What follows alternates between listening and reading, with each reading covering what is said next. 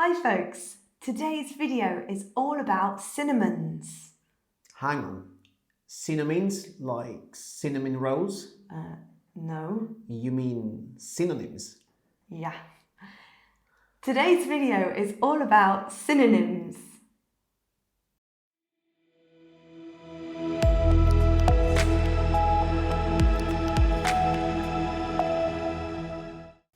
Hi folks, how you doing? Welcome to English Inside Out. I'm Renzo. And I'm Naomi. And today we'll talk about synonyms. Synonyms, okay? Not synonyms. Okay, got it. So, what are synonyms, Naomi? So, a synonym is a word with a very similar or the same meaning to another word. Yeah, like big and large, huge and giant, enormous, ginormous, humongous, and so on. Yeah. Why are they so useful, Naomi? Well, they're useful for adding variety to your speaking and your writing. They stop you from repeating the same words again and again. Yeah, but you just can't learn a bunch of synonyms and that's it, done and dusted. You need to be smart and clever about it. So here's a few steps to help you succeed in upping your game with synonyms. So the first step is to evaluate yourself. Think about words that you tend to repeat or to overuse. So Renzo, what words do you tend to overuse? Well, in my case, I have a tendency to overuse the words for example. True. Like for example this, for example that, instead of using for instance, like or such as more frequently. Yeah, and if you're really not sure what words you tend to repeat, ask an English-speaking friend or a teacher. Often they can notice things that you don't. Also, if you're studying for the Cambridge exams, take a look at the speaking and the writing tasks. Have a look which words they tend to use in those tasks. Words like important. Yeah. And think about synonyms of those words. So guys, please tell us which words you have a tendency to overuse. Leave a comment or leave your answer in the comment section down below. So the second step is to think of as many different synonyms for those words you overuse as possible. Start by brainstorming on a piece of paper, and when you thought of as many as you can, then it's time to check an online thesaurus. That's a great idea, Naomi. Thank you. Last week we published a video on word formation where we used a mind map. Thereby you can use the same system to brainstorm more synonyms. For instance, you see this time I've used for instance instead of for example. Well done. Okay, I'm making an effort. So let's imagine we have a mind map, okay? So in the middle we have the word important that Naomi mentioned in step 1. Now we have here, let's say, crucial. Here we have essential. We also have critical. And we also have vital. So we have a mini mind map. So that's the way it works. It can help you a lot. But be careful. Keep watching because we'll continue talking about the pitfalls and the dangers later in this video. Moving on to step 3. Yeah, so the third step is to practice. Try to replace the word that you tend to overuse with a variety of synonyms.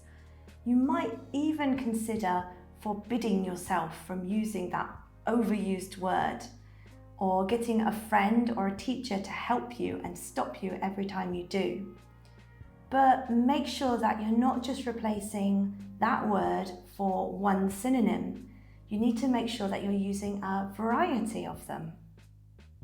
Now on to pitfalls or dangers of using synonyms. Well, I have a story for you from I think more than a decade ago of an American friend of mine who was in a conference and saw a Hispanic man looking for a seat. And don't worry, I said Hispanic for a reason. And this guy saw a seat available right next to her and asked her, "Do I molest you if I sit next to you?" And she was like terrified. Well, the issue here is that the word molest in English is very similar to the word molestar in Spanish, which means to annoy or to bother. And instead of using either of those words, he decided to use the word molest in the worst possible context. And this is not just a problem with false friends between Spanish and English. In fact, if you go to a thesaurus and have a look at the word molest, you'll see that one synonym is actually disturb. However, this is a very uncommon word, and it's quite dated. The usual way of using molest is to mean sexual abuse or physical abuse. That's the most common use. I know it sounds extreme, the example, but I think it's incredibly useful to know this. Yeah, and that brings us on to the 4 main pitfalls of using synonyms. Number 1, the first thing you need to watch out for is multiple meanings. Words usually have more than one meaning. So you can have 2 synonyms, but you can't always exchange one word for another in every single context. Exactly. Yeah. So let me give you an example with the words think and believe. Both of these words can be used to give an opinion. You can say, "I think dark chocolate is the most delicious." Or you can say, "I believe dark chocolate is the most delicious." However, believe has another meaning, and that is to trust or to have faith in. "I believe you. I believe in God." And think also has another meaning. You can use it with about to mean consider. "I'm thinking about going for a run on Saturday." You can't use believe in this context, so you have to be very careful about the different meanings of words. Number 2, connotation. I have a couple of sentences to illustrate this point a lot better. First one is, the girl is tall and slim. And the other one is, the girl is tall and skinny. Okay, slim and skinny, they both mean thin. And that sounds good. But slim has a more positive connotation and skinny has a negative connotation. So number 3 is collocations and structures. Just because 2 words are synonyms doesn't mean that we use them with the same words or in the same structures. Let me give you an example. We have party and celebration, something that I'm looking forward to doing after the pandemic has ended. Yeah, me too. So, party, you can say throw a party, which means to hold or organize a party. But you cannot say throw a celebration. It just doesn't collocate. With structures, I've got the examples because and due to. I couldn't go out because it was raining. I couldn't go out due to it was raining. No, that doesn't work. I couldn't go out due to the fact that it was raining.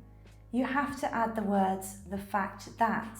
You have to change the structure. Or you can use the noun. I couldn't go out due to the rain. So you really need to think about what structures and what collocations you can use with those synonyms. Now on to number 4, register. I'm going to use Naomi's previous example in number 3 with because and due to. Because I couldn't go out because it was raining. Because is what you're going to use 99% of the time with friends, in WhatsApp messages, friendly emails, so on, so forth. Due to, liking, due to the fact it was raining, or due to the rain. That sounds more formal. The register, is formal. You want to use due to when, for example, talking to your boss or someone higher up at work, at university, at school, when you're writing like an essay, something like that. And also in a speaking exam, if you want to show off your language, instead of using because it's so mainstream, you want to use due to. Absolutely. So to sum up, use synonyms. It will really help your language and make you sound like you know so much more. But do be careful about those pitfalls. Make sure you know how to use the synonyms that you're using. It will save you from getting egg on your face. If you enjoyed this video, please hit the like button, subscribe, and hit the notification bell to keep receiving valuable content from this channel and to help you boost your English to the highest level.